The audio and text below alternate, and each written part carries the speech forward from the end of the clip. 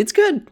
Yeah, Ironhide recently released its latest update for Kingdom Rush Vengeance, the Hammerhold campaign. The DLC offers 5 new levels, a new tower, a new hero, and a bunch of new enemies. Let's dive in, folks. The Hammerhold campaign takes place in the southern part of the map. The player fights through a gauntlet of Frontiers-esque stages, battling new enemies and mini-bosses along the way. And actually, these mini-bosses are heroes from Kingdom Rush Frontiers, so it's kind of fun to see these guys come back, but now as your enemies. All of the Hammerhold levels are marked as high level of difficulty.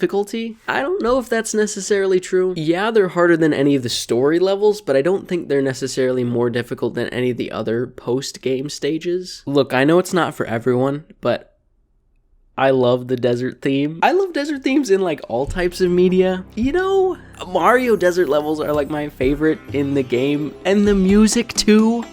It's perfect. Plus, who doesn't love big worms? I mean, all my homies love big worms, all right? Speaking of big worms, the new tower. Bundled in the Hammerhold update is the Sandworm Hollow. As its main attack, the worm creates these damaging areas in the map. And when effectively used, the tower can kill a lot. Its skills are pretty useful additions as well that help amplify its main attack. It shoots mucus globs that slow down enemies on the path, so they spend more time in the worm's damaging radius. The Call of Desert upgrade spawns Dune Terror defenders that attack enemy units, so they also spend more time in the Sandworm's damaging zone. And the final upgrade is an insta-kill, like so many other towers in Kingdom Rush Vengeance, so that's fine, I guess. The worm will leave its post and go swallow up a group of enemies, killing everything in the area. It seems like the new Hammerhold levels were built around using this tower because they do a great job of showing off its skills and attack power. It makes the tower really fun to use at this stage, so I'm glad they did that. On a purely aesthetic level, I really like the tower.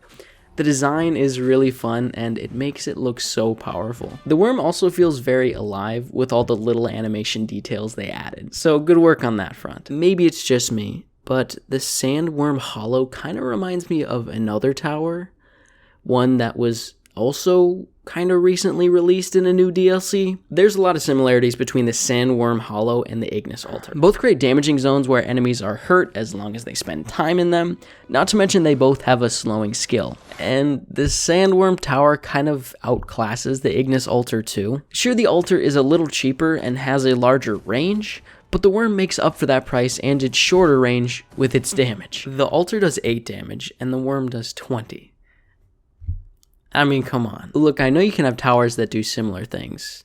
I mean, there's a bunch of towers in Vengeance already that have many similarities between each other, but it's kind of a shame that the latest 2 towers are just kind of flavored copies of one another, especially since one of them basically makes the other obsolete. I feel pretty similarly about the new tower as I do about the new hero Isfet. He's cool and fun to use. The Desert Warlock sort of apocalyptic mummy vibe is cool. That's a fun design. And his animations look great. My favorite is the one where he spouts these big wings and shoots meteors down. He's powerful in the campaign and synergizes well with the new tower, but again, he feels similar to something we already have, which is a shame because it's such a cool design. In fact, I think this problem sort of permeates the entire campaign. Like I said before, a lot of ideas are pulled from Frontiers for this bundle, which is not necessarily a bad thing. It just feels kind of like Ironhide's running out of ideas for this game. One part of the DLC that did feel pretty unique was the level design. The campaign offers 5 levels with a good variety of layouts and enemies. I particularly like the enemy tower shooting on your units, angular paths and clumped up markets and homes in the Hammerhold Streets level. The Lost Empire's pyramid set piece was really interesting and looked great. And you can't forget the design of the Grand Arena. Plus, I love the elephant enemies. I don't know what about a war elephant is so cool, but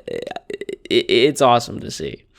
Completely inhumane, but still pretty fun, you know? And don't add aliens to the campaign, okay? We really don't need them. See, that was giving me Frontiers vibes too. It had this like cool story that was developing about, you know, the wilderness and all this stuff, and then they would randomly throw in aliens for a part of it. It's like, we don't need those. It's cool as it is, all right? Like I briefly mentioned before, it was cool to see the Frontiers heroes come back as mini-bosses. I thought Mirage and Ulrich were really cool. Malik left a little to be desired, I think. I wish there was just more to the final boss fight. It seems like in Kingdom Rush, they're kind of running out of things for bosses to do that are different and unique. Just think about how many bosses in the game either neutralize towers or just completely delete them. Maybe we could see a little variation on that front. Overall, the Hammerhold update is a fun addition to a game that is packed with DLC, but it doesn't necessarily introduce many new ideas. It's a good purchase if you want more Vengeance, but that's kind of all it is. Just another multi-hour addition to the game. Kingdom Rush Vengeance is in a really weird place right now. Ironhide continues to support the game with sparse DLC, kind of similar to like a live service game we might see today, but I don't know how they can continue to garner interest and expand on this game without adding some major shakeups to the gameplay. It makes me wonder if a new tower defense game from Ironhide would perform as well as the others in the past did. I know a lot of people want a new tower defense game from Ironhide, but it kind of seems like they're running out of ideas for that kind of game, or at least don't feel confident enough to break the mold that they created in the first Kingdom Rush game. And if that's the case, hit me up, bro. I got some ideas for you. I mean, maybe I'll make a video about it. That could be kind of cool.